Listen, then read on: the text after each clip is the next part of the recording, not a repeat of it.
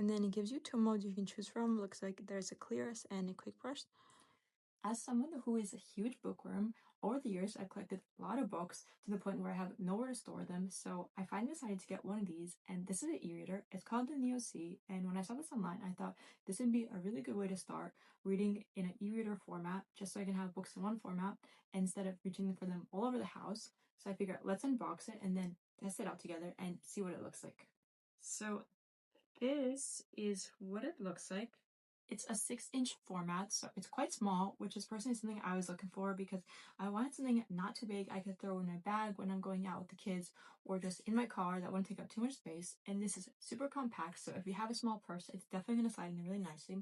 And another thing I really like is the color. I really like the sage green color. I think it's so pretty. So that's what that looks like. But in the set, we also have a user manual, and then we just have our cable for charging, which is under USB-C, and that looks like that. So now that we've seen what the e-reader looks like, let's turn it on and try to start it and see how well it works. So I just went on and powered it by pressing this button here, and immediately you get the language screen. So I'm just going to go ahead and choose English and press next. Then I'll choose my time zone. So we'll just choose New York just to start with, and you can alter it later. So I'm going to have to connect to my Wi-Fi.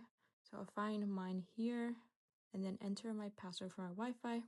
So once that is connected, I'll go ahead and press next. So it connects pretty quickly, about like a second or so. Agree to terms. And then it gives you two modes you can choose from. Looks like there's a clearest and a quick brush.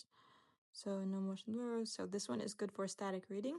And the other one is good for real-time tasks like video playback. So I'll just start with the one it automatically selected.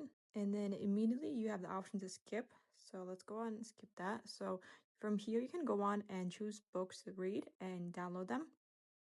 So you have your bookshelf here. Once you click here, you can manage your bookshelf, do different groups. Here we have, looks like our settings that I'll tell you about the system and things like that. So all the stuff now to do is to download books and to start reading. So overall, the quality of the images and words looks pretty clear. It fits nice and comfortable in my hands. So let's go on and get reading with this.